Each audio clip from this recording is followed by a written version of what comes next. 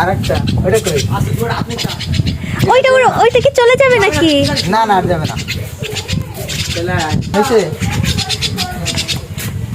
ভালো করে দেখা যাচ্ছে না। ওরা কি খাও, ওদেরকে কি খাওয়াও? ওদেরকে ফিট আছে না হ্যাঁ মুরগির। ও কি কিউট, দাও একটু ধরি। হ্যাঁ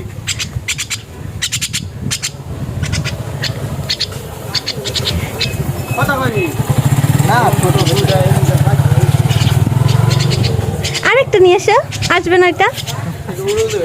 দে দে বাটপাটা নেই বাটপাটা কোনটা উড়ে গেছিল উপরে? আর এখন কত ভদ্র হয়ে গেছে।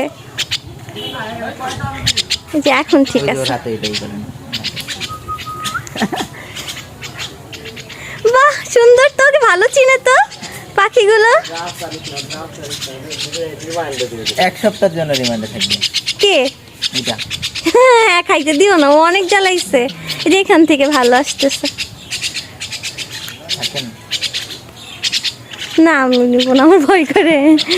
আপনার হাতে না নিলে সমস্যা কিছু না আমি ভয় পাই। ওদেরকে ফিট খাও না? আর থাকে কোথায়, তোমার সাথেই নাকি? আমার যে সাথে আমার রুমে থাকে খাঁচায় থাকে নাকি এমনি রুমের ভেতরে? খাঁচা থাকে আবার সাইডে ওদের ছাড়া থাকে পাখি প্রেমী। এটা কতটুকু এই বয়স থেকে ওদেরকে নিছো?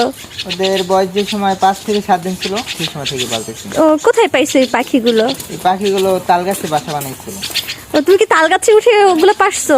হ্যাঁ আমরা উঠছিলাম। ও তখন এই কি খাওয়াতো ওদেরকে? আমরা তখন থেকে ফিট খাওয়াইতেছিলাম, এখনো ফিট।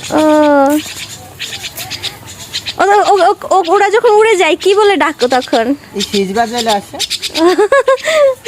ওই যে আর একটা, ওইটা দেখি, নিয়ে আসো কাছে, নিয়ে আসো ওইটা। এইদিকে কি সুন্দর মাশাআল্লাহ। এগুলো এই পাখির নাম কি? এটা হচ্ছে হলো ঝুট শালিক। কি শালিক? ঝুট শালিক। ঝুট শালিক। একটা আছে ভাত শালিক আর এটা ঝুট শালিক। ও আচ্ছা, ওইটা কই গেল? কি কিউট মাশাআল্লাহ।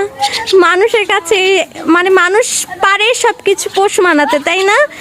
পাখিগুলো কি সুন্দর কাঁধে বসে আছে মাশাআল্লাহ। থ্যাংক ইউ কাকা। হ্যাঁ হ্যাঁ ওকে।